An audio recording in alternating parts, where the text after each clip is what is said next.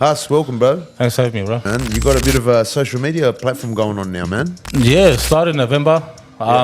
Just started. So, what are you doing for your recovery? That's not good enough.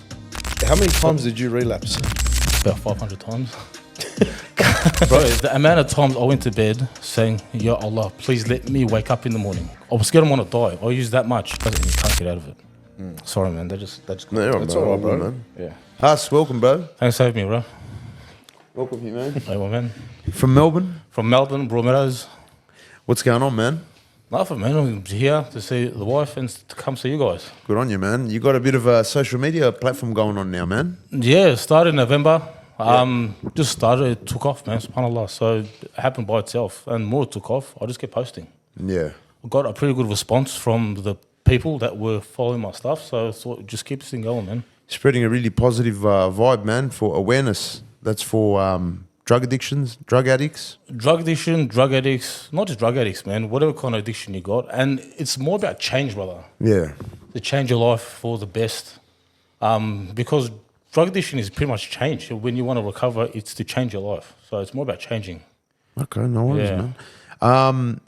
Hus, give us an introduction about yourself, man. Where you're from, how you grew up. Hus, all right, so my background's Turkish, born in Melbourne, raised in Broadmeadows till I was about 13 years old. Pretty standard family, man. I had a sister and me for a while. My dad came from Turkey when he was 19, had me at 19 years old. So he was a kid with a kid, man. Yeah, so I went to private school. Just lived like a normal kid, man. Watched a lot of soccer. And just my parents were from Turkey, like I said. So my dad worked at the Ford Motor Company. And yeah, my dad worked from 3 p.m. to about 10, 11 at night. Hard worker. Hard worker. Like, I think all of our parents were the same, man. That typical wog. Typical Wog family. Just the Wog grind. family. The grind. The grind, yeah. That's the grind, man. Grind. How was your upbringing? Was it rough? Was it a good upbringing? My upbringing was Childhood. good. It was pretty standard, man. There was no big problems, nothing like that. But just the only thing we struggled with was my dad always been at work. And when your old man's not around, man, for a young boy especially, that becomes tough. But in terms of drama, not much drama at all. It was pretty standard life when I was a kid. And nothing really big happened, man. It was pretty smooth. I went to private school. My mum would work, my dad would work. Nothing really happened until I hit my late teens. But my upbringing was pretty simple. And the awareness that you spread, the one that you got your TikTok account, how did that come about? What's the story behind that? There must be a story behind Yeah, it was. Hus's famous TikTok account now. So what happened with that, bro, is I got kicked out of home, right? I was, it's my last relapse. I got kicked out of home. I had enough of these fucking drugs, these substances. I thought, that's it. I'm not doing this again. I opened up my phone, TikTok. I posted a video, just raw, just spoke to the camera. I posted it. And then from there, it took off. I said, I got this problem. It's starting to affect everybody. I'm going to stop this. And then the response was that positive, man. The first video got about 15,000 views out of nowhere. Okay. People kept encouraging me to keep going with it. So, yeah, it just took off from there, man. And the struggle is real, bro. And I just want everyone to know that we're all trying to quit. We're all trying. And it's not easy. So it started from there, and I got a lot of support from everybody. So it kept me going. Where did this this struggle start from? The struggle. This is what I talk about when I was a kid, where I just saved my man a lot, right? So this struggle with addiction didn't really start with addiction, man. So all addictions start with trauma. All addictions. And the problem we have with understanding trauma is we think trauma is, seeing someone die or see something traumatic happen or, you really hurt yourself. Trauma can be something as simple as your dad not being around for you, or it can be something as you can't fit into a friend group. Right? For a young kid, that's trauma because you're not being accepted. And once you're not feeling accepted somewhere, you do whatever it takes to feel a part of something. And a lot of people, that's where their problems start. They start to give from their morals, from what they know is right. They start doing whatever it takes just to become a part of a group. And that's where it started with me, man. I just, whoever accepted me, I'll do what they did. So that's where it started, man. I got into a wrong crowd when I was really young, just so I can be accepted with them. That's where it started from, man. I started to, we used to go to the MCG when there was a footy game on. When the footy game started, we used to go to the cars, we used to rob cars and take stereos out and shit like that. And then it just escalated from there. What are the type of groups that you hung out with? Like, Whoever accepted me, bro. well, Whoever give us a accepted me. couple, like just maybe examples. So it's just people like at school, man. I was a nerd. Yeah, I was this kid. I had a lot of acne. I used to stutter. I still stutter. So I was a bit of a nerd at school. So whoever accepted me, man, I'd go to them. So I had a few doors down. This bloke used to live there. He called me out one day. They'd get up to shit all the time. I just went.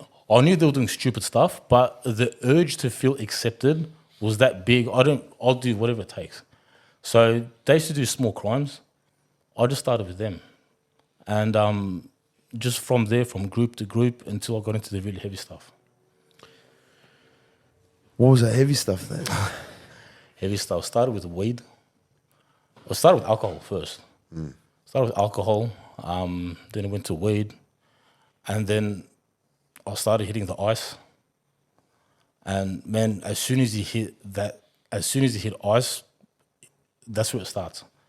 It gets really fucking bad after that, man. And yeah, I started that probably when I was 20 years old. And then started getting into crime, started doing stupid things from there. And yeah, that was pretty much the start of it. 20 years old with ice. That's when it got really bad. What was the height of your addiction? Like, how far into that life did you feel like, okay, I'm at the height of my addiction? You know, because to be honest, I never knew I was getting addicted. Same with every addict. They don't know they're getting addicted. The only thing they know is this feels good. Yeah. I've got people that are calling me places. I'm being accepted by someone. You never know you're becoming an addict. You just keep using it. You just keep doing it with them because you're accepted with a group. It's fun. It feels good. You got a bit of respect from the people who you sort of hang around. And with me, where did my addiction hit the height? I hit two heights, bro. I hit my height, first one when I was about 25, and I quit for the first time ever. And then the really big one when I was about 33. So from 20 to 24, it was the ice. From 20 to 26, it was the ice. I quit at 26 years old because my best mate got locked up. I used to get all my shit from him. I quit for about 3 years, started a business, became rich in 3 years. And then something really traumatic happened in my life. And from there, I hit the coke and took off from there again, man. Obviously, you don't want to talk about that traumatic past. That'd be all right. We'll respect that. That's up to you. Look, it was very, it's one of those things, something happened to me, man, where it's one of those things where you never think it's going to happen to you, but then it does, right? And you don't know how to deal with it. So your brain automatically goes back to the substance where you used that makes you forget about everything. So this is why as addicts, we say we're always recovering. We never recovered.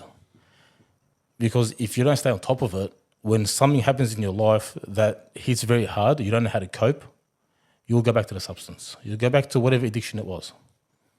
And this is why we always say staying away from the substance is not enough. You need to recover from it properly. Makes sense, man. That's makes pretty a lot of intense, sense, man. yeah. That's why a lot of people relapse, bro. Because I get people calling me all the time. Because I'm doing good, it's 6 months, I'm clean, I'm smashing it. I ask them, so what are you doing for your recovery? That's not good enough. Because you're going to relapse. Like, you're going to relapse. It's going to happen. How many times did you relapse? About 500 times. I swear to God. Lost count? Bro, the amount of times I went to bed saying, Ya Allah, please let me wake up in the morning. I was scared I want to die. I used that much. I promise I'm not going to use tomorrow. I'd get up, I'll use again. I'll use again. I'll use again. So I relapsed a lot, man. And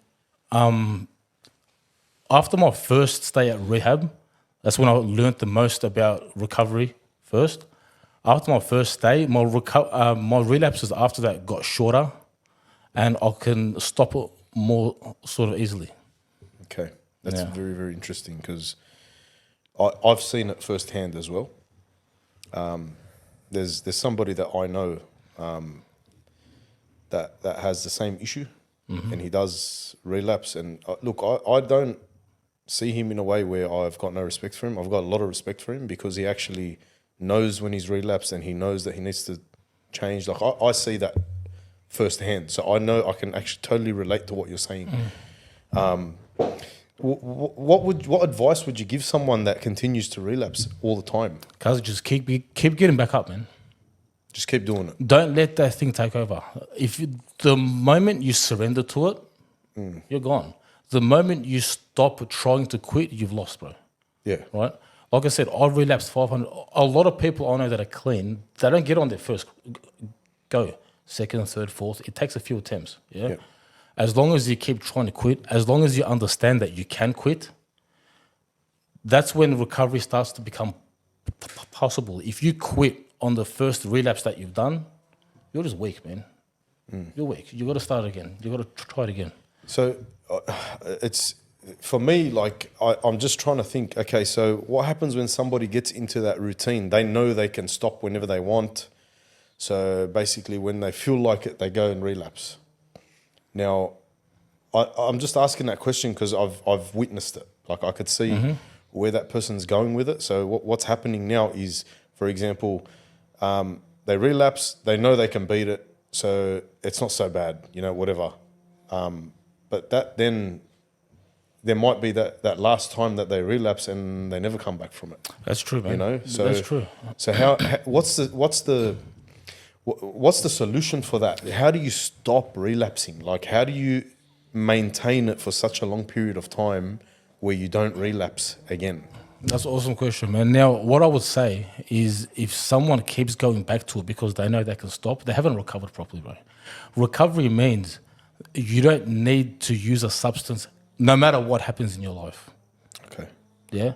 Recovery is total abstinence. You can't use anything. Right now, because I don't use anything that changes the way I think. Even if it's prescribed, I don't really give a fuck, whatever it is.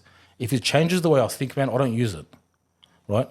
If someone keeps going back to it because they know they can stop, they haven't recovered, because eventually you won't be able to stop. Yeah. Right? And this is what I'm saying, man. A lot of people don't really understand what recovery is. That's why they keep relapsing, and you will continue to relapse until you recover properly. Yeah. That took me a while to learn. And that's what I teach the people I work with. I tell them, I go, because there's something with your life that's always sending you back to that substance. Right? Let's try to sort that out. What's this problem that you got? Is it a relationship problem? Is it a self problem? You're not happy with yourself? Is it some trauma from when you were young that you haven't properly healed from yet? There's something there that's going to keep you going back to the same substance again. So, yeah, it's not just... It comes to a stage, man, where you're not using the substance for fun anymore. That fun stops after a month, man. You got a problem. You got a problem inside that you need to sort out. And with me, look, the first time I quit drugs, man, I was 26 years old, right? My friend got locked up. They cut my supply, right? I couldn't afford it anymore. And subhanAllah, look at this. I couldn't afford it anymore. And I was coming down. It's been 2 or 3 days. I was sick of relapsing. I was sick of this drug, yeah? And I remember, man, I prayed to Allah. I said, Ya Allah, please help me stop this. I can't do this, man. I can't stop it. I don't know how to do this. Send something to me. Do something. 5 minutes after, I'll knock on my door, yeah? 2 guys with big abayas on. No way. I swear to God, bro. Oh, wow. The brother looked at me. He looked at my face. He goes, my name's Hidayat.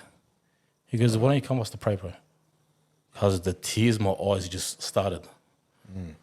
I went with these guys to pray. We went somewhere up the road. We prayed. That was the first time I got clean. And then after that, I started work. My business took off. It went really, really well. And yeah, I started to become somebody important after that. And that's what my recovery was because when you're a junkie like that, no one wants to know who you are. You're not making any cash properly. You don't have respect from anyone. I started working and started making some cash properly, looking after my family. I got respect back. So, yeah, and my first recovery was like that. The second time I got into recovery was a lot different, man. Because this time I was doing coke. I was making 20K a month from work. The world was my oyster. I couldn't do whatever I want. So recovery wasn't the same anymore. It was different. Yeah.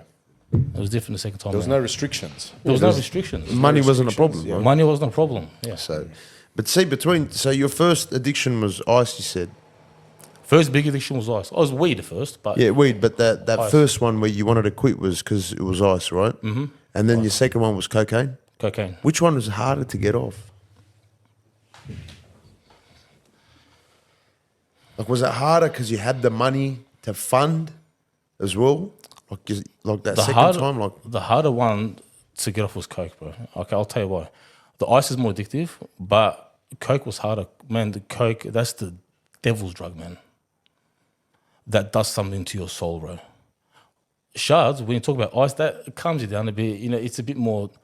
But coke, that's the devil's drug, man. When I used to use it, I actually felt something in me, man. It was horrible. I thought ice really charges you up, doesn't it? I see a lot of people when they're off their face. Yeah, that's when they're coming down, bro. Okay. Yeah, that's when they're coming down. Yeah, the thing with ice is, I got ADHD, yeah? I'm diagnosed with it. It actually used to calm me down. So if I was on ice, you can't really tell much. Okay. But yeah, coke was the hard one to quit. Wow. When that thing gets a hold of you, and I used to do like 3 grams a day, 4 grams a day, man. I was doing a lot, day in, day out, 3 years. And when you start to mix it with alcohol, start to mix it with benzos and all that stuff, you turn into a Fruit Loop, man. So it becomes very hard to quit. How was your business going when you were in this moment of like the 3 years? Mm-hmm. What was happening to your business? Was it still thriving or was it... I had a good team, bro, yeah? And I was a good businessman, right?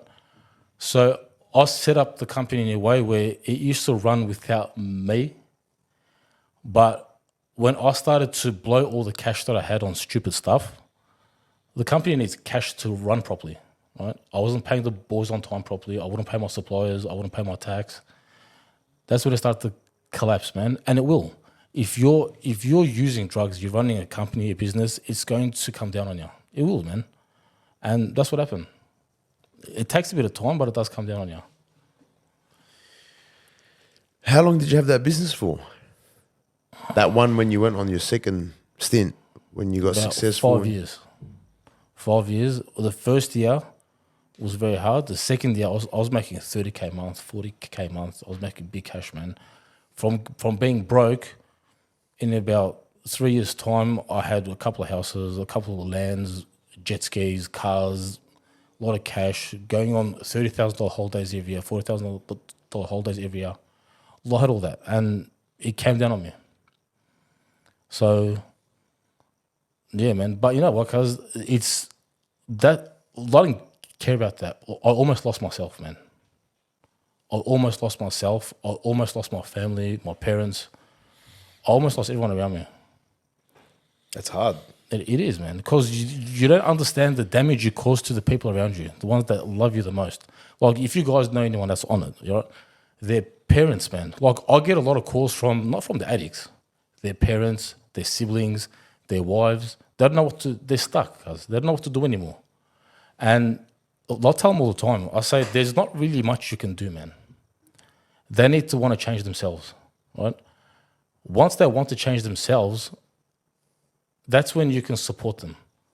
But you can't, it's like what they say, you can take a camel to the water, but you can't make him drink it. Yeah. Or donkey, depends where you're from, I don't know. Yeah.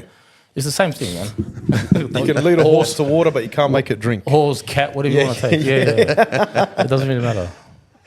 So yeah, my main thing, bro, is to teach people what recovery is, all right, how to do it, and become a good person, man. Do something for the community. At the very least, do something for your family, the ones that look after you, the ones that love you the most.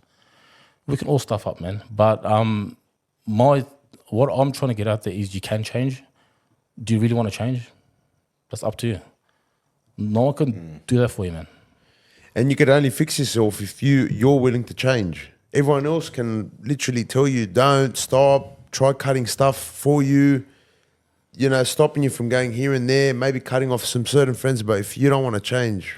Bro, people used to come after me. They used to, if I hold the cash for me so I don't get it, I'll go get on tick. They sent me to Turkey. I'll go find it there. If you're an addict, man, all right, nothing stops you. You go use it. They can't change your mind for you, bro. All right, and unfortunately, what I say to a lot of people that contact me about their sons, daughters, whatever it is sometimes they just need to really hurt themselves. Let's just hope they don't die. A lot of times that's what it is. It comes down to that. It's the sad truth, man. But normally they don't stop until they really hurt themselves. Like a bit of a wake-up call. A bit of a wake-up call, yeah. And what happens with that is they've been an addict for so long, bro. The first time they try to quit and they realize they can't, that hurts. Because you don't know you're an addict until you actually try to quit for the first time. Because you always think, I got this, I can stop whenever I want. Yeah. Yeah, but you can't. You can't, man. Wow. Yeah. That's crazy, man. Because when you know people and you know they're suffering from like something, you see a lot of people like they don't have remorse for someone that's an addict. That's the truth. You know, you hear a lot of people that say, you know what, it was his responsibility. Oh, well, you know what I mean? Everyone's an adult. What do you say to something like that, bro? First of all, they're right, man. I tell addicts all the time, all right? While you're an addict, you do stupid stuff, right? That doesn't excuse it, man. Being an addict, it doesn't excuse the stuff that you do. It just explains why you do it, right? You need to take accountability first. That's the most important thing. You need to know what you're doing is wrong, and you need to want to quit. If you don't know you got a problem, there's nothing to fix. So I'm trying to say, a lot of addicts don't say they've got a problem. So yeah, it's true. It's their problem. They're adult. They have to fix it themselves. All right? And if they're not there yet, man, best you can do is talk to them, but they got to do it themselves, bro. What I try to do is once they want to quit, that's when I can help them. I can tell them, all right, this is what I did. This is what works. Let's do this together. But I can't come there and change your mind. So they need to come to it themselves. Do you have a lot of people in Melbourne like reaching out to you saying, listen, I need help? A lot of 90% of the people that reach out to me are in Sydney. Oh, wow. Yeah. A lot of them in Sydney, man. And a lot of them, bro, are people that you wouldn't even think that they're on drugs. A lot of them are at home. They're suffering quietly, man. Not all of them sell drugs. Not all of them are on the street. Not all of them are rich. A lot of them have kids. A lot of them live at home with their wife. Yeah? Their house is so toxic, you don't even see them outside anymore. Like, they're just in this small little hole, man. So a lot of people, this is what I always say, for every drug addict that you know of, there's another 30 more that you don't know of. That's one thing I've learned. There's a lot of them are suffering very quietly. It breaks my heart, man, because I know what that's like. I know what it's like to be stuck somewhere and you can't get out of it. You're crying for help, cuz, and you can't get out of it. Sorry, man. They just No, That's all right, bro. man. yeah. It hurts, man. But I always say, you can get clean. You will get clean. It's up to you, but you got to do it yourself. Good, man. It's good to speak up about these topics, man. It's appreciate not you actually opening up like that. it's, you know, it takes a lot, bro. especially when you have someone that's close to you and they're suffering from this. You know what I mean? Like Yeah. it's a very sad But situation. he's willing to put it all on the line and bring it out, bro, just to help people, bro. And Good on you, I've got a man. lot of respect for that, bro. Honestly, well done. And you know, because in this last, you know what, these last 2 weeks, right? I got a call, I got a TikTok from someone in Sydney, right? He called me, he sent me a message. He goes, "Cuz, I really want to stop. I can't stop." I can tell in his voice, like in the text, to quit, yeah? He called me on the phone. Staunch motherfucker, man. I'm talking staunch. Like, with his voice, I got scared of him on the phone. He FaceTimed me. He's a scary bloke, right? Yeah. He said to me, he goes, "Bro, I'm the staunchest bloke you'll meet." He goes, "I can't stop these fucking pills, man." So what I'm saying is that there's people out there, they're crying for help, man. And just reach out. There are a lot of people there to help, right? But as soon as they realize they got to put in some work, they don't want to do it. Yeah. That's the problem. It's not just about stopping the substance, man. That doesn't work. You're kidding yourself. You're gonna start again. As soon as you start to want to talk about, "Cuz you got to do therapy," they go, "What therapy, cuz? Cuz you're on drugs, I'm not anymore." Yeah? It's the ego that we've got that stops us. You got to do therapy. You need to talk about your childhood. You need to talk about these things. If you're not willing to do that, be vulnerable, you're not going to change, brother. It's up to you. So as soon as they start to hear that, they get a bit turned off. But if you want to quit, man, you'll do therapy. You sit and cry like a man. You'll do all that if you really want to get clean. That's what I had to do. A lot of people did that to get clean. Yeah. So it's the ego that stops you. You know, with a lot of these people that are suffering from addiction, right? Do they think there's nothing wrong with them when you say, "Look, you're gonna have to do some therapy"? They're like, "There's nothing wrong with me." Is it like an embarrassing type thing? Do So they what feel therapy embarrassed? cars? What therapy cars? Like, they don't want to hear about it. They don't want to hear about it. And the thing is this, bro. A lot of people don't want to quit too because the thought of quitting is very scary. Yeah. Because the substance becomes your blanket, your security blanket, right? And I remember while I was using, man, the scariest part was not being able to use again. You know you have to quit, but you don't really want to quit. That's the problem. And the truth, I understand that. So, yeah, it's the idea of not being able to use again that really scares them off. That's the scary part of it. Not the fight, not the actual fight to stop. It's not like, because it's obviously very confrontational. It is. It's a fight. It's a fight within themselves. Yeah. Where they're like, okay, they want to use, but they know they need to stop, and then there's a struggle there, right? Because in that process, it's a struggle, isn't it? It is a struggle. The actual process itself, it's a struggle, because right now they're in their comfort zone. They're taking a substance. They know that it's ruining their life. It's ruining people around them, but at the same time, they feel good.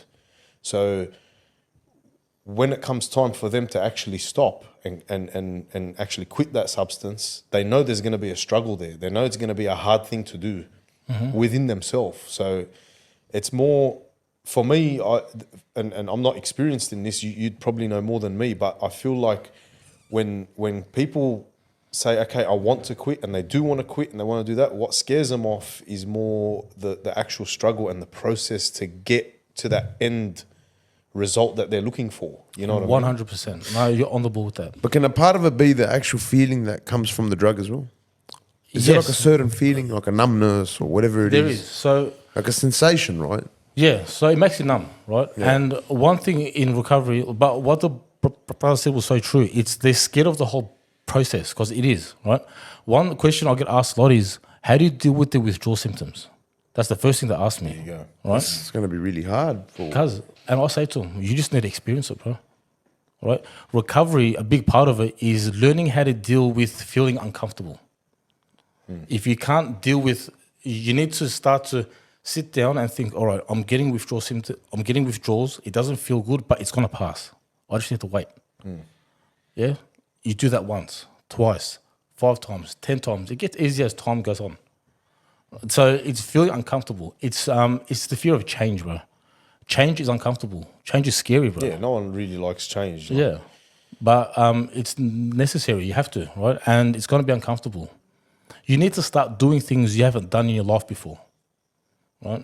like example, man, for me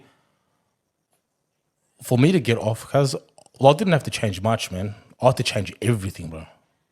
From the job that I did, the car that I drove, I had to leave my marriage, I had to leave my home, I had to change where I live. I even changed the way I dressed, Habibi. Like, I had to change everything because I didn't want to do drugs anymore. And it was scary.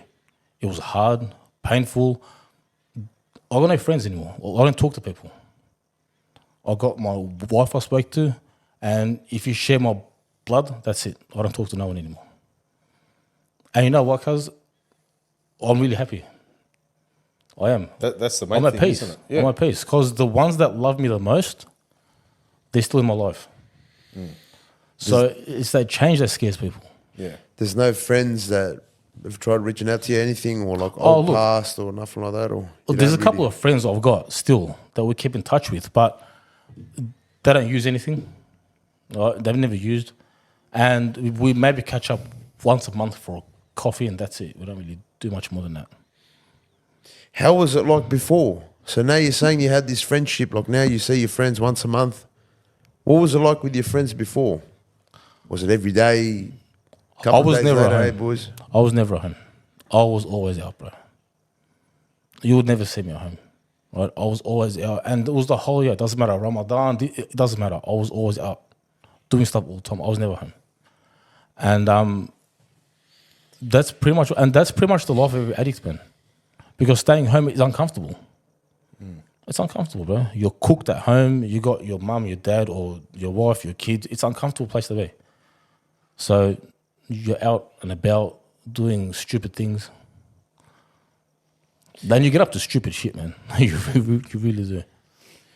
What about like, is there any kind of like, do you like large crowds, or is that something that you suffer from? Because I know a lot of addicts or whatever, like even recovery addicts, don't like big crowds now. How Yeah. true is that? Recovering addicts? Yeah, like even Yeah. ones that have recovered. Yeah. Is that true? It's really interesting you say that. I say all the time, it's weird because in my addiction, I'd spend time with really hectic cunts, right?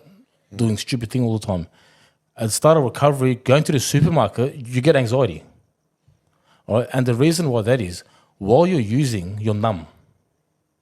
Say you use for 10 years. 10 years you've been numb, bro. You don't feel anything. As soon as you get off the shit, you start recovery, you start to feel things again. You start to feel being nervous. You start to feel sadness. You start to feel being sort of happy. It's the first time in 10 years you're feeling something. And because you haven't felt anything in so long, you don't know how to handle it. That's when you get anxiety, you go through depression. Wow. You haven't felt anything for that long. It's you're emotionless when you're actually. Yeah. Yeah, that's So why people do then stupid and stuff, you bro. start feeling emotions, you start feeling everything, and And it's a surprise if someone's you on it for uncomfortable. 5-6 years, so they don't know. makes you uncomfortable. Wow. So that's a bit of an explanation. Because I've Yeah. heard people say it, but I'm like, man, Yeah. So that's the thing. You're numb. That's what I said before. My white hair, cuz, it only started 7-8 months ago. Yeah. I was addict for that long. I never stressed about anything because I didn't feel anything. And that's why, too, a lot of addicts do stupid things, man, because there's no remorse. You know how people say, they do stupid stuff or these addicts don't care? They actually don't. While you're an addict, you don't care who you're hurting. You actually don't care because you don't feel it. And then the thing with recovery is this too, man. As soon as you decide to get off, right? This is what hit me the most. Right? This is why my first relapse came from too. I quit, went to rehab. I got back out. Once you're left to look at the chaos you've caused, how destructive you've been, and it's in your face, lost my business. I screwed up my relationship with my family. I lost respect from the people that I know. I don't have work anymore. But once you're left with that destruction and you're looking at it, you got to fix it, you get scared. It's overwhelming. It's overwhelming. You think, fuck, what did I do, man? Now you got to fix all of that. And when you're in that much stress, you're feeling feelings for the first time, your brain goes back to, all right, this is too much. I don't want to feel this anymore. And then you go back and then you relapse. Yeah. That's where we come in to say, all right, hang on. Guys, you screwed up.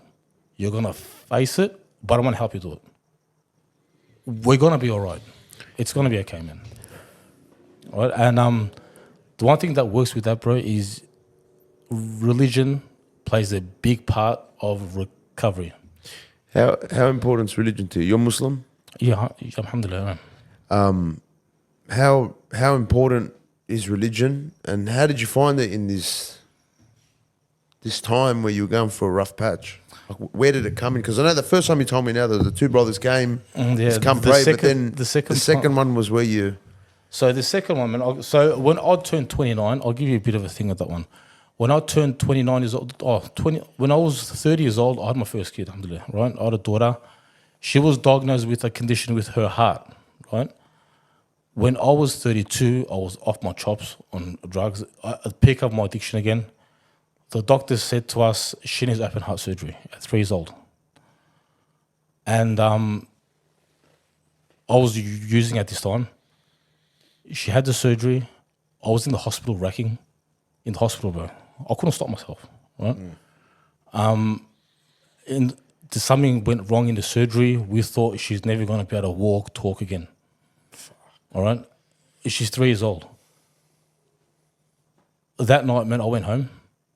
I got wudu, I prayed. I opened my hands and I asked Allah, I go, Ya Allah, this is too much for me, man. I said, I can't do this.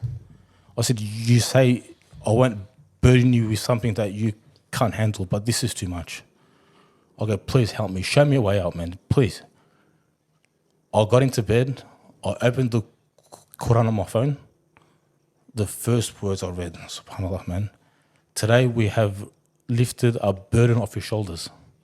A burden that's weighed very sort of heavy on your back. With every hardship that will come ease. Turn back to God. That's it. And that's what I did. I turned back to God, went to rehab, and that's the second time I got clean.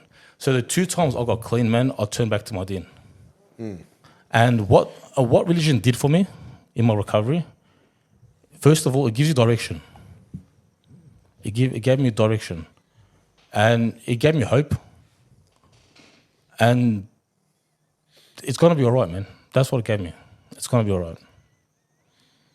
Because you're going to hope when you're an addict. So that played a big role in my recovery, and without that, I won't be recovered. I won't be recovering. For me, it's sort of impossible. So it took something dear to you to do that. Yes, it did, and and the thing is, man, when I went to rehab for the first time, I had no idea what's there, right? When I went to rehab for the first time,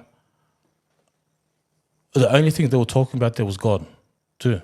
It wasn't an Islamic place, a religious place.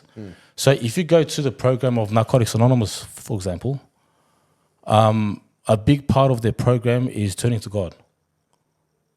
It's a part of recovery worldwide. Wow. It doesn't matter what background, what religion you're from. It's a big part of recovery. Look, have faith. Have faith. You need to believe in a higher power. Yeah. You need to believe that there is a power out there that can do this with you, do this for you. It's a big part of recovery. So they practice it all around the world.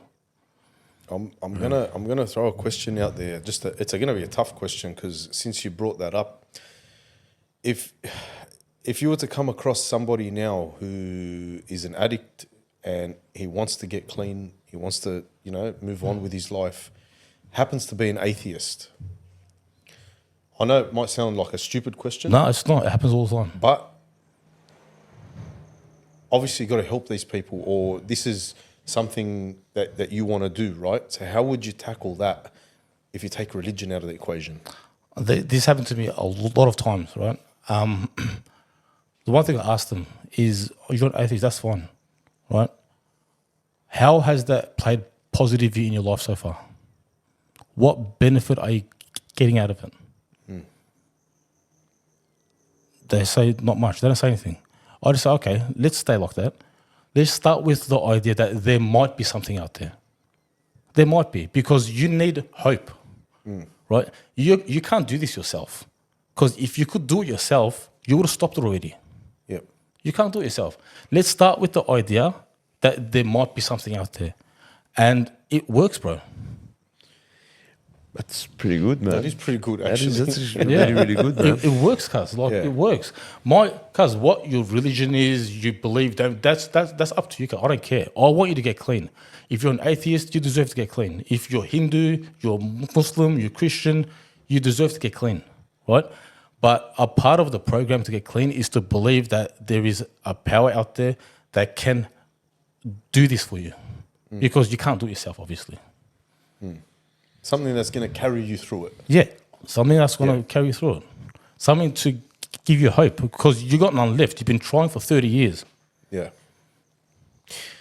Wow. There's two questions I want to ask. Tell me. One is when there's a part where you're quitting and there's that moment where you're trying to fall back, fight it. What's that feeling like, man, right there? When you're What's hanging in the balance. Like when you're hanging in that balance, like trying to resist. We call it white knuckling. What's it called? White knuckling? White knuckling, where you're just for holding on. Like you want to, ask me again, just quickly. What? You know what I mean? Like, so like you've quit now, like you've decided to quit. Alhamdulillah. But it's the first day now, and you have the urge of using it again. Yeah. But you're fighting that back. What's that feeling there? I'm very uncomfortable, man.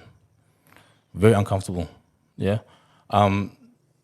Give us something like, what is it? Like you're pacing back and forth. You're holding on to something. Oh, you're saying doing your the head in, physical like- feeling. Okay. Yeah, like the whole, like even the mental feeling, like just the whole, like just to resist the addiction. First, because you get very angry. Right? That's the first thing you get. Second, it depends on the drug, to be honest. For example, the worst withdrawal symptoms I've seen, they're alcohol. Man, Yeah, I've heard that, That's yeah. the worst addiction, bro. Right? So you pace up and down, a lot of stress, a lot of anger. But if you're quitting like a stimulant for the first time, there's a high chance, man, for the first week, you're just going to sleep anyway. You just sleep a lot of it off, right? And you start to feel feelings. As soon as you get feelings back, that's when people usually start again. So say you sleep for 5 days. People can't usually quit for more than 2 or 3 weeks without putting in any work. Because as soon as you feel again, you start. That's the start of the journey of actually quitting. And is this cold turkey, or is there like a program or any kind of medication that helps? It depends on the substance, right? If you're on heroin, there is medication that helps. Yeah. That's the methadone, isn't it? Yeah. Methadone? Yeah, that's it. Yeah. If you're on if it was say alcohol, I think there is something. A lot of them is Valium because it's just to Sleep it relax off. you.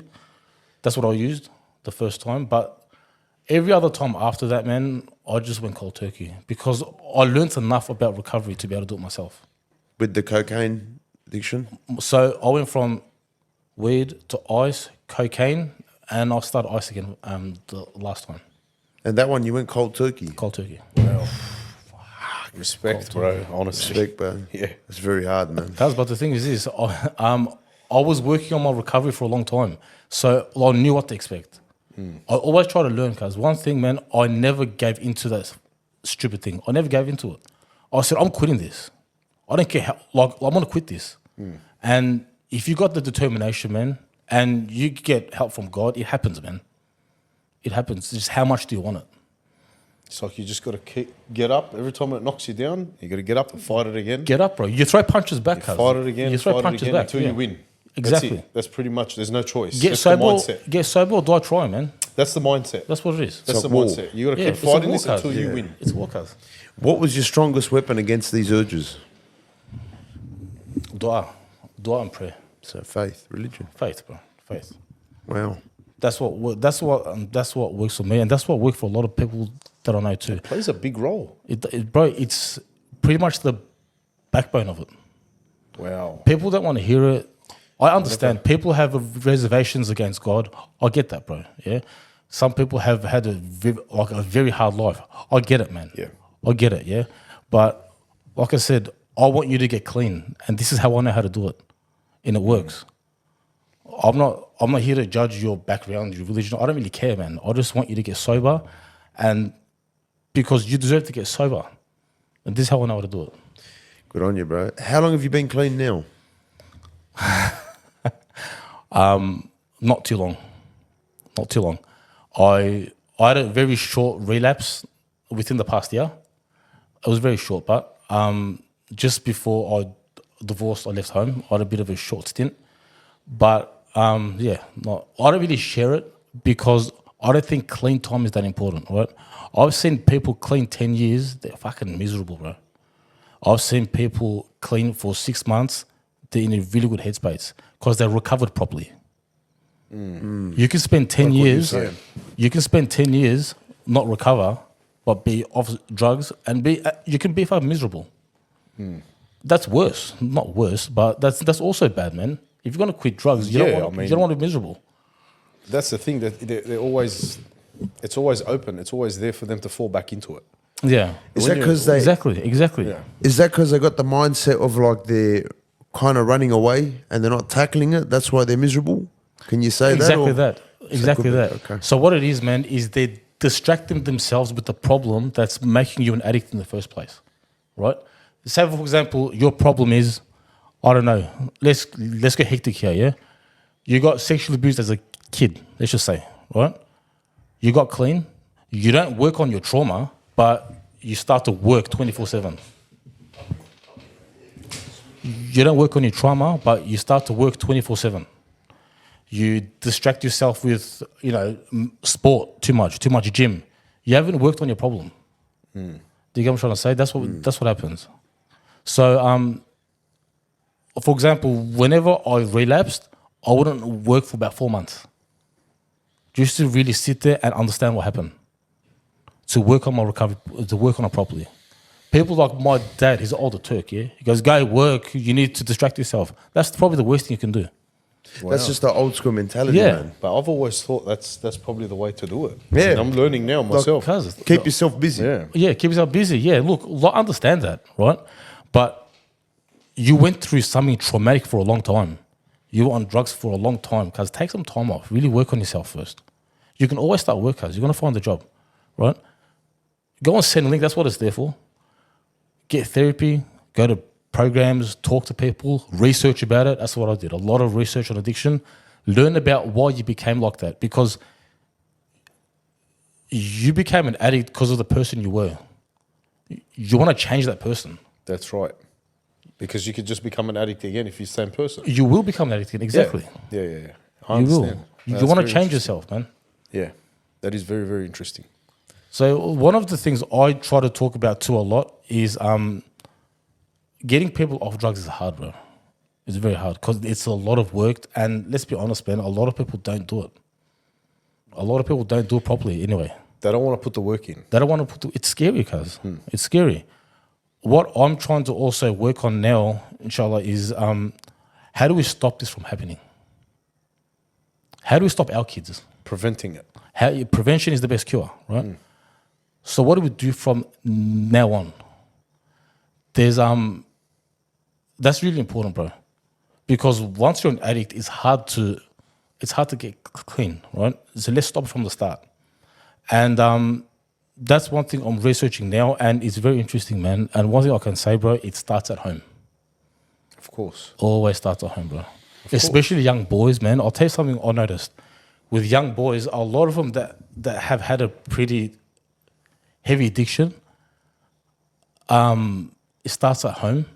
And from the people that I've spent time with, they've got a problem with their fathers. That's the most common thing. Most common thing, bro. All right? Young men need their dad around. Yeah? Of course. Young men need their dad around. And, like I said, my dad worked. He didn't do anything bad. He worked from 3 p.m. to 10, 11 at night till I was 20, cuz I didn't have a conversation with my dad until I was 26, like a proper one. And it's a common issue, man, because they work so hard, driving taxis, working at factories, whatever it was. But the father-son relationship is a sacred one. We've lost that, man. Yeah. We've lost it. I think having a male role model is very important, I think, for daughters and sons, man. Both, obviously, You know what I mean? of course. But I think for sons especially, that's what we try advocating on this pod as well. You know what I mean? That's perfect. The importance of a male role model even if a kid's coming from like a single parent house, you see a person that's been successful, they always say that, oh, I was brought up in a single parent home, but I had this harsh or very strict male role model that I looked up to. And, Footy coach. You know what I mean? Yes. Yeah. You know, something. It can be a grandfather, your uncle. It could be a next door neighbor. Yeah. 100%. Yeah. You know what I mean? Yeah. It's lacking in this country, man. It It's is. the sad part, you know what I mean? It is, bro. And we need, it's look, with girls, they're very important. I think, this is my opinion, right, that kids past a certain age, they need their father more than their mum. Because they need to learn, bro, about life. Mum could nurture you, look after you, Of course. feed you, She's got show that you love. important role, yeah? but then there's another important role that the father plays. Life, Think life lessons. logically, like how the world works. And Life only a man lessons, yeah. can know, yeah. Life like, lessons. what's Because going he's on. out there.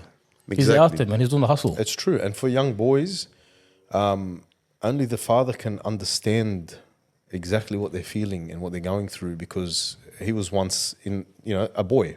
Yeah, exactly. So it's a little bit, I understand. I know where you're Like coming what my from. dad says. My dad used to say to me, when you were coming to this world, he goes, I was coming back from where you are now.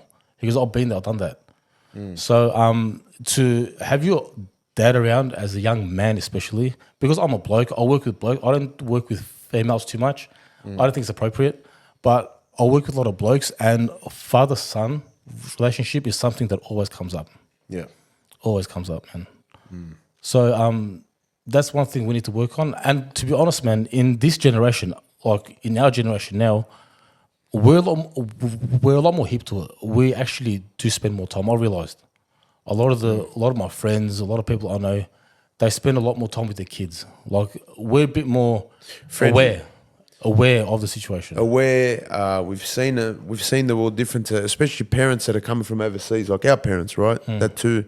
And just that generation, you know what I mean? We're not that very serious type of generation. You can still play around with your kids like you're a kid. Yeah, you know what I all mean? the time is the best. Yeah, it's like we're never going to grow up. You know what I mean? yeah. I'm still a kid, bro. Yeah, that's what it is, man. I'm still a kid. See, And- like our fathers at our age now, we're very different, man. You know what I mean? Their pants are up to here, like we're throwing out there. You know what I'm saying?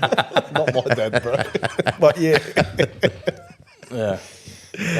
So yeah, prevention is the best way, man, and spend time with your kids, man. Kids need a safe place, bro. Yeah. Kids need to be able to come talk to you about their issues, not go to the street, man. 100%. Yeah. See, that's the thing. Like,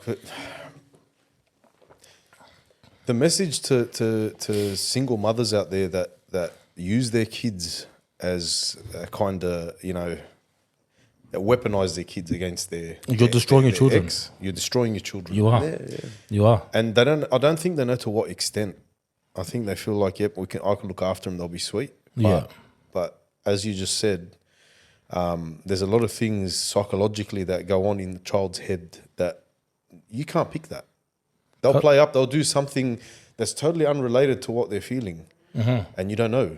Exactly. You know what I mean? So, just that's I needed to get that out there because there's a lot of, and I don't mean to sound bad towards women, but there's a lot of women out there that actually, just to get back at their ex for doing something wrong or for whatever it is, they take the kids away from them and they don't let them see them and they make up stories and bullshit to kind of. I've seen that a lot, yeah. I've seen it. Yeah, and So- we're not saying that about all, but No, not all. I'm just. I'm saying only to those saying who that because do. every time we have a discussion with women and we go generally, they'll be like, "Well, I'm not like that." I'm No, like, no, I'm no. not They're talking not about like you, that. man. You know what I mean? Look, I'm telling you, it's You know public. what I I'm mean. talking about the minority here. Yeah, they're Yeah. not. Obviously, the majority are going to be decent people and they're going to put their kids first. You But- reckon?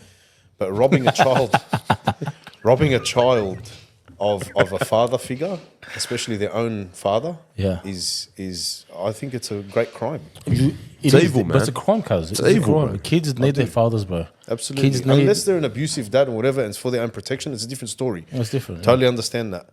But yeah, so I just needed to. No, it's important, man. To Like get I that said, out bro, dads, in the child's life, the dad is your anchor, your protection, and he'll teach you about the world, man. Dads don't think emotionally; we think very logically, Yes. right? Mums aren't like that; they think very emotionally. That's the beautiful part of them too. They're very Absolutely. emotional. That's what a child needs. My mum, cuz, will stick up for me if I'm in the wrong. Hands down, she wouldn't care. But my dad won't. Because he thinks... Because he sees what's right and wrong. Exactly. But Logical. See, there's an important lesson you learnt from both your parents there. Yes, exactly. You know what I mean? The love, the unconditional love, and Justice. that's right, Yeah. 100%. Very important for So our you youth, learn man. both lessons there, but if you had one over the other, then you only learn one side of that. Exactly. You know? Yeah. It's very important. Hus, what's the future for you now, man? What are you planning to do, Hus? What's something you want to achieve now, man? You've had these businesses. Yeah. You've had a bit of a lifestyle as well. I could say like a bit of a Wolf of Wall Street lifestyle. You know what? Yeah, but you know I don't what? know if you've got a story of like a plane and everyone's partnering there, but like I mean, I got some weird stories, man. I got some weird shit, man. But we'll leave that for another time. yeah, 100%. Look at him saying, go. No. There's a lot of people gonna watch this, bro. I don't want to. No, we want that positive message from him. Yeah, Something that you want, you know what I mean? We're all always up for entertainment and that as well, but you know, there's always got to be a positive message that we've always believed for our podcast that's out there of people that like what you've suffered from. Like I've said before, athletes and all that type of people as well. Yeah, you know, a positive message, man. I think more people need to talk. I think more people, especially men, they don't speak out, man, at all. Even if they're not dealing with an addiction, they're dealing with something else, stress, work, marriage. Guys don't talk, man. I think it's very important for guys and guys to talk to each other, man. Bro, 100%. Look, I'll tell you a story. Yesterday, I landed here 2 days ago. I landed here yesterday. This morning, I went to mechanic, right, to get something done. Our brother ran out from there saying, Hus, I don't know who he is. I don't live here. He goes, cuz I've been watching you the whole night last night on TikTok. He goes, I can't believe I saw you, right? It's really hectic, brother. You can tell. I told him, we spoke a bit, but if you're a man that is trying to quit, you quit, all right? You got a responsibility to spread the word, at least do something.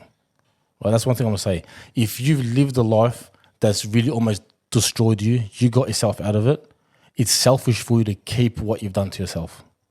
That's another reason why I'm here, because people are struggling a lot. Yeah. Okay? And I think the most important thing, man, the most important message I'm going to say is, I don't care what you've done. I don't care how much of it you've done. I don't care to what extent you went. You can always turn around. You can always turn around, but it's up to you. It's never too late. It's never too late, bro. It's never too late. You can always turn around, man. The amount of times I went to bed trying to not sleep because I thought I was going to die, I've lost count, bro. I didn't sleep because I used to taste my own sweat. I used to sleep in my own sweat. My heart was coming out of my ass, bro. I couldn't sleep properly. And look, I'm still here. You can turn it around, man. And yeah, and I'm not going to tell people to not have fun because they're going to do it. They're going to go out. Some are going to experiment, but turn it around as quick as you can. Don't do it. I'm not saying go do it. Yeah. But if you find yourself, you slipped up, that's all right. You slipped up. Turn it around. Stop it. Just get back on the bike and keep going. And for the young kids, I'm going to say something for the young kids too, yeah? If you haven't experimented with anything yet, yeah, and you're thinking about it, I've got one thing to say to them, right? Say you try it. You don't like it. You're going to regret it. If you try it, you do like it, you're going to get addicted to it, and you're going to regret starting it already. You're going to regret it. So whether you like it or not, it ends up in regret, man. It means nothing. It ends up in regret. You're going to ruin yourself, whether you liked it or not. You know, the sad thing is about that is it's so true, but I don't know how much people are going to hear that and take that on board, you know what I mean, for the young guys, without actually experiencing it. Yeah, it's hard. Like we've been there, we've been young. It doesn't even have to be something with a substance or addiction. It could be anything. You know what I mean? It could be whatever it is. Oh, please don't do that, man. It's not a good thing. You see people around you doing it, and you're like, you know what, bro? They look like they're having fun. You go and do it. You try it. Yeah. I want to try it. I'm gonna try it. That's it. It's very difficult to stop someone from trying or experimenting with something. That's very hard. It's true. It's true, man. know? And this is where I think, like I said, this is where the home life. The prevention. The prevention is very important. Absolutely. Because they're seeking validation not from home anymore. They're seeking it outside, Absolutely. right? Because I've seen families where the parents and the kids are so close that the kids don't even go out much or even try to experiment because they're so happy at home. But if your home is no peace, if there isn't any tranquility at home, the kids just want to escape. Yeah. Right, and once they're gone out of the house, man, that's when it becomes hard, man. Yeah. So you want to keep them as close to you as you can. It's a society thing as well, I think, man. The countries you live in, man, they suffer from this stuff. When you look at other countries where the laws are strict as well, you don't have as much of these problems. It's not just that. It's glorified. It's It glorified in these countries. It's as well. glorified, Like if you man. go to the Like- Middle East where it's not allowed, you don't see this. Bro, man. no, you go, like, for example, But you see other it's stuff there. glorified everywhere, bro. You go, do, yeah, Just on that's TV, you just watch it sometimes. Like the Wolf of Wall Street, cuz you said Wolf of Wall Street Wolf of before. Wall Street, there you I've go. never watched it. Oh yeah, No, I'm joking. Wolf In of Wall rehab. Street, See, bro, I'll tell you something. Scarface. yeah. All these highly successful All these people, gangster and you movies. see them, they got a mountain of coke, they're racking up. Do you know they're what's doing this, they're interesting? Doing that. You know what I mean? And they've got power, and they're It's all glorified. glorified. It is. You know? But look, the Wolf of Wall Street is Scarface. If you watch the movie to the end, what happens at the end? Yeah. They both got bad endings. All of them. I haven't seen any good ending with that stuff at all, ever, ever. Yeah. But it's like you said too, man. You can't stop anybody. No one sees Cares. that. Yeah, you no one know? cares, No, man. no one sees the end result. They don't look at that and go, "Oh shit, that's what happens to people that are like that." Yeah. They see the good and or whatever's glorified, and they say, "Okay, man, that looks mad," and that's it. They're focused on that. Do you know one thing that I realized? My bro, for example, he's 20 years old. He's seen me through my whole addiction, right? He's the total opposite because he's seen it firsthand. That I've seen a lot of that too. He's seen the downs. He's seen me at home. He's seen all Bro, the I downs. was just about to say that. See, I've never touched it in my life. I've been around it a lot. Like, I mean, a lot of mates. And because I've seen everyone so cooked Yeah. when they're on it, Turn off.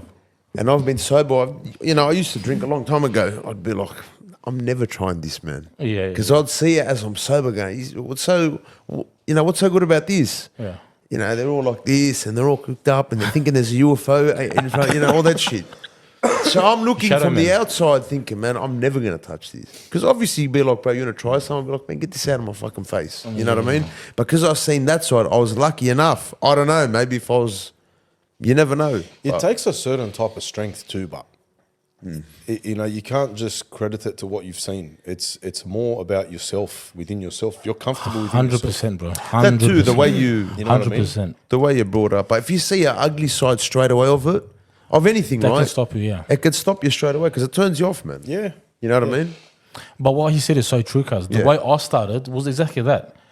Because I wasn't happy with myself. Yeah. Yeah, exact reason. And I let go of everything I was taught, I knew, just to be able to fit in with anyone that accepted me. Yeah. Because everyone that does something like that knows it's wrong. Like, Exactly. we know it's wrong. We, Yeah, but you don't care. exactly. You don't care. You don't care because you trade acceptance for that. Mm-hmm. You trade, or whatever it may be. You know what I mean? You trade something for it. You And the think, thing is, okay. bro, you never think you're going to become an addict. No, no one does. No one thinks that. No one does. Even when you're in addiction, you actually become one. You still don't know until you want to quit. I think no one really wants to. It's an embarrassing thing. You know what I mean? No one ever wants to admit it. We're all like that cocky. Nah, I'm smarter than I don't that, think man. so. Come on. I It's think- just like me smoking right now, yeah? I'll be like, yeah, I'll quit, man. I can quit whenever I want, but I like smoking. You get what I mean? That's it. I used to say think that. it's that, to be honest. I don't see it that way. I do see enjoy a it- cigarette. Not that you should smoke, guys. Don't smoke. But I'm just saying, like, Oh, well. do you know what I mean? Like, before I used to drink, because I used to go out, I used to party. But what do you Then I think got rid is of the it. worst addiction? The one Alcohol. addiction, Alcohol. the one addiction now that's flying under the radar and is destroying our society. Alcohol. Pornography. Oh, yeah, that's been very bad. I'm telling you, man, it's destroying families, relationships, and it's destroying self-esteem of men and women. Yeah. I think anything is destroying men more than anything else because they're normalizing that a 14, 15-year-old, it's okay for them to watch this pornography. By the time they're 21, they can't even operate properly because us men operate by testosterone. Exactly. These guys are lacking the testosterone because they're watching pornography all day long. Because Gone are the days when, you know, like we were young as well, but like it was a computer. Or it was Target dial-up. magazines. It was Target magazines. No, but not even just that. It was dial-up. So by the time you see the image, of me, you're like, I'm out of here. Now, No, it was magazines back in my day. whatever, it was Magazines, magazine. Like, you know, like during roll call, you see the odd. But now you've got I'm it on the bloody old, phone, bro. You know what I mean? And if it's not, it's accessible to you wherever you go. bro, wherever you Yeah. go, you know what I mean? And it's like, we spoke about this as well. It's Yeah. destroying a person's mind, especially a man's mind, man. You know what I mean? Because men operate differently. Like they look at women very different. They start sexualizing them too much, and the whole thing's horrible, man. You see, it's a whole bunch of new kids that are being brought up that are very lazy. They're very sloppy. They look very sloppy. You know what I mean? They look at least, yeah. Like the whole thing's just a disaster, man. And this starts off with not just the drugs and the alcohol, but that pornography is very, very bad. That's one of the first addictions, right? And I actually read a stat the other day. It was really interesting, man. The average 13-year-old boy now has seen more naked women than the kings of the past, bro. Yeah. Oh, wow. Because that's got to be doing something to you, man. That's That can't be insane. normal, bro. That's It's, not normal. it's destroying your mind. And you know what they also say? I know it's the food and all that as well, but pornography Yeah. is playing a big part. The testosterone levels of men these days and in the 50s is like almost, It's significantly lower. yeah. Like in the 50s it was almost double, triple. You know what I mean? I had a problem with testosterone too. All right, so in my recovery, we discovered that I got a problem with my hormones. I don't know if it's because of the drugs. I don't know whatever it is, but I started to get treatment for it, and it makes a big difference, man. Is that the TRT stuff or? It's called HRT, Okay. hormone replacement treatment. Yeah, it makes a big difference. So, yeah, that's another thing, man. Men these days, they've got a problem with the hormones, a very big imbalance, man. And yeah, so if you've got a problem, go get it checked out. It makes a big difference. It does, it does. But there's a lot of things as well. I really believe it's food, but pornography is It very is. bad. It's man. a big one. It's a very big one. And like you said, because it's flying under the radar, it's very dangerous. Yeah, Because it's under the radar. Because people that do that, It's $1 trillion industry, man. people do it in secret. it is. They do it But in that's secret. what I mean. You know, That's you don't- what's destroying their mind, ev- the secrecy. Even yeah. So you don't know anyone that watches that stuff that gets in a group of mates like you do to use, you know, a substance. They watch it on their own. Exactly. That's when you know it's a proper Exactly, addiction. exactly, You know what I mean? Like it's bad. There's a lot to it if you've read it. Like, you know, like it's your not a dopamine social hit. thing. It's a negative dopamine Bro, hit. it's addiction. and- It's the same as using drugs. Exactly. And so when you're doing that every day by yourself, a shameful act, no one knows, it's going to take a massive negative effect on your brain, man. It does. And they can't think, they can't even, like, there's a lot of people that you hear where they can't even have a conversation with a female Yeah. because they're that addicted to pornography. They can't It's warped see the her- way they think of women, yeah. Yeah. They can't even concentrate on like talking to a female. And it's not And that's just what- men too, bro. Oh, women watch it too. Women as well, yeah. There is, yeah. Yeah. And it's destroying relationships, man. So pornography is really bad. And the gambling, the addiction, oh my God, because I help them too, right? That's a bad one too, bro. Yeah. Gambling, pornography. Now people are addicted to their phones and stuff like that, man. Because in my opinion, we're all addicts, right? To different levels, we're addicted to something. This is my personal opinion, man. Everyone needs some kind of therapy, bro. Some kind, because we live in a time, man, where it's all about the next sale, the next dopamine hit. Just people just want to feel good. Yeah. Yeah, the quickest way to feel good, turn your phone on. Like whenever you get bored, you're on the train, you're in your car. What do? Take out your phone. Take your phone. Back 20 years ago, you couldn't do that. You had to sit with yourself. This is one test I say to recovering addicts. Yeah, I'll go because they got 3 months up. I'll say to them, go home. All right, no TV, no phone. Don't talk to anybody. All right, don't fidget. See how long you can sit there by yourself. Just sit there with yourself, man. And reflect. People can't do it for more than 2 minutes I can't as without well. getting up. Yeah, I can't as well. that's a problem. I'm too busy just running around here, there, seeing that. I don't stop. Distracting yourself from something. You're always looking for the next hit. Yeah, you can say that, man. That's what it You is. can bro. say that. Yeah, That's yeah. what it is. I'm always on the go. Yeah. I don't know what I'm distracting myself from, but you know, that's the only problem. Yeah. But just I mean, look, I'm not saying it's Bro, all bad, but No, it's a problem. You got a very good point. Like, if we could turn our phones off now, my phone's under my leg. Yeah. You know what I mean? Like, after this pod, the first thing I'm going to do is just turn it on and see what's going on. Whose message this and that. Yeah. I can't. You can't, man. I've got to go check the work phone as well, just in We used case to- your we used brother's. You know what I We used mean? to have this thing when we go out to dinner. If we go out in a group, it's called the phone stack. Everyone puts their phone in a stack. First person to touch their phone or pull their phone out gets the bill. Oh, well. And then everyone can sit down and socialize and have their dinner. You know what I mean? And you're talking to each other. No one's sitting there buried into their phone. Did you ever take your phone out? The first one? No. Unless it rang. If it was the missus, I had to answer, man. That's a good way to just be like, once I'm going to take the coin, just walk off. I'm not paying the bill. Well, So what about But, yeah. now? Are you plans, man, from Yeah, now on. like, are you going to open up something now? Or? I'm working on a few things. I'm trying to take it a bit slow. So I'm working on a community online. So not just for the recovering addict themselves, but for the family as well. Because a big part of a recovering addict is his environment, right? If the people around you don't know some of the tools, if people around you don't understand what it's like being a recovering addict, it makes it very hard. Because when you're recovering, you're anxious. Sometimes you say stupid stuff, you do stupid stuff. If the people around you don't understand it, it makes your recovery harder. So I'm trying to start an online community. We're opening up a rehab in Melbourne, a new one. I think the opening is on Tuesday in Kilo, and I'm also catching up with someone. Do you guys know Shav Homsi? Yes, I've been speaking to him. Really? Very, very lovely man. Is he from Melbourne or here? Bro, he's my brother, bro. Not my biological brother, but he's my brother, man. Top bloke. Yeah, man. Beautiful human being, man. Yeah, he's a top man. He's doing a lot of great things on. yeah. I just spoke to him TikTok, today. Is he from Sydney? Yeah, he lives in. He's around Bankstown area. Yeah, he's around this area. Yeah. You've seen him. He's a bald guy with the I know beard. who He you're does a lot talking of good work. Good on him, man. He's a legend. So we're getting together with him. We're trying to just start something up with him.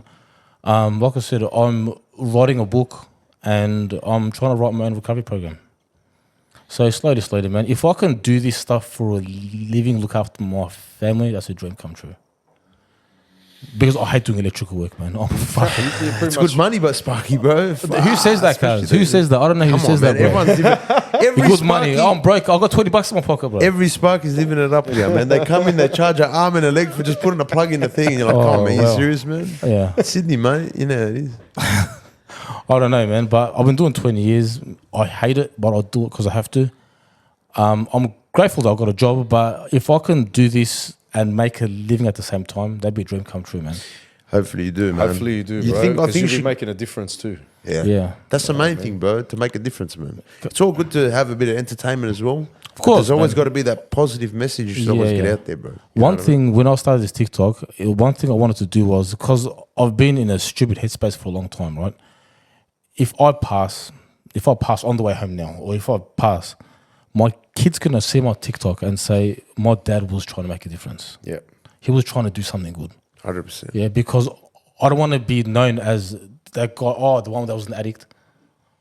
A part of recovery is to fix what you stuffed up. And I think I owe that to my community at least. So that's what I'm trying to do. Good on you, man. I know the way you're going, man, you're going to make a difference for sure, bro. 100%, You know what I mean? bro. Well, I've got a lot of faith in you, bro, and you've got a clear, you know what I mean? You've got a clear vision of where you want to go, and I think you can. The vision's clear. There's some stuff along the way, but we're going to work on those. That's it all right, is bro. what it is. Yeah, right? yeah, yeah. No, that's It's always part of it, isn't it? It's all always part a of the battle journey. every That's day. part of the man. journey, bro. That's It's it, a bro. journey. It's always a battle every day, bro. That's it. Every day you got to get up and fight, bro. Are you only on TikTok or?